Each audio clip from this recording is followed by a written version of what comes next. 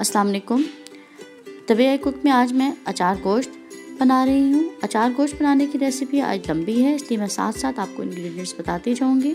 यहाँ पर मैंने 4 मसाले लिए हैं, जिनमें राई दाना है 1 चाय का चम्मच, सौंफ 2 चाय के चम्मच, कलौंजी 1 चाय का चम्मच और सफ़ेद ज़ीरा 1 चाय का चम्मच। इन चारों मसालों को मोटा मोटा ब्लेंडर में कूट लेना है, बहुत बारीक नहीं करना है। बाकी मसालों में नमक 1 चाय का चम्मच, कुटी हुई मिर्चें 1 चाय का चम्मच, हल्दी पाउडर आधा चाय का चम्मच और गरम मसाला 1 चाय का चम्मच है, धनिया पाउडर 1 चाय का चम्मच। इन तमाम मसालों को मिक्स कर लेंगे। जो पहले हमने कूटे थे मसाले उनमें डालकर अच्छी तरह से मिक्स करना है।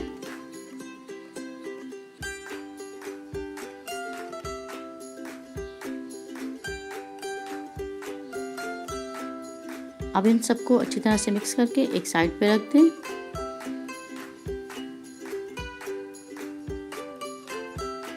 चिकन की मैरिनेशन के लिए मैंने 1 कप दही लिया है। दही कोशिश करें कि बहुत खट्टा ना हो।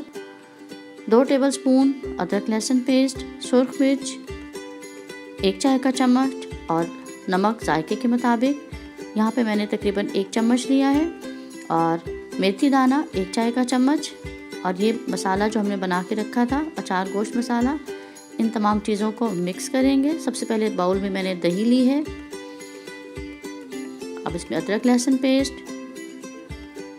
नमक और सुर्ख मिर्च और साथ में अचार गोश्त मसाले के 2 टेबलस्पून भरकर डालने हैं। और 1 केजी मैंने गोश्त लिया है। ये जो मसाला बता रही हूँ ये मैंने 1 किलो गोश्त के लिए लिया है। गोश्त को इस पर अच्छी तरह से कोट करें, अच्छी तरह से मिक्स करें और इसको रख दें। 30 मिनट के लिए गोश्त को रखना है।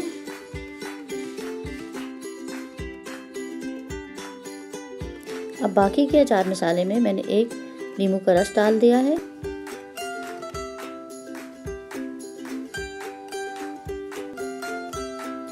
नींबू का रस डालने के बाद इसको हम अच्छी तरह से मिक्स करेंगे।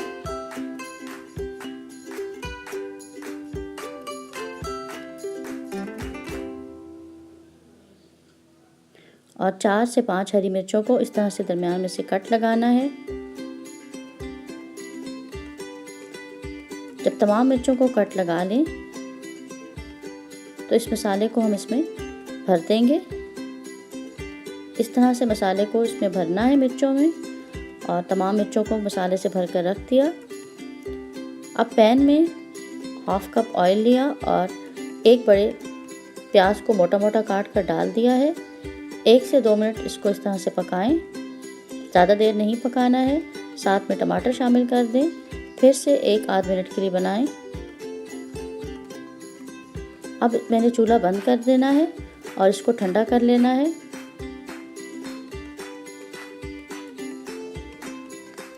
ठंडा करने के बाद इसको हम ब्लेंडर में पीस लेंगे और इसका एक पेस्ट बना लेंगे। कोशिश करें कि इसमें ऑयल ना जाए। पेस्ट को दोबारा से मैंने पकना रख दिया है। ऑयल वही यूज़ किया है जो बच गया था। कुछ देर के लिए इसको पकाना है। और अब मैंने इसमें मैरिनेटेड गोश्त डाल दिया है। तमाम मसाले भी डाल दें। अब इसको इतनी देर पकाना है कि ये भुन भी जाए और दही का पानी ड्राई होकर ऑयल रिलीज़ हो जाए। इस तरह पकाने में 5 से 6 मिनट लगते हैं। 5 से 6 मिनट बाद देखें ऑयल रिलीज़ हो गया तो मैंने इसमें 1 कप पानी डाल दिया है और इसमें हरी मिर्चें रखकर इसको 8 से 9 मिनट के लिए दम दे देना है। 8 से 9 मिनट बाद अचार गोश्त तैयार है। आप चाहें तो इसको खुश्क कर लें, लेकिन इस तरह की ग्रेवी भी पसंद की जाती है। इस तरह से आप भी अचार गोश्त तैयार कीजिए और एंजॉय कीजिए। लेकिन चैनल को सब्सक्राइब करना, वीडियो को लाइक और शेयर करना ना भूलें।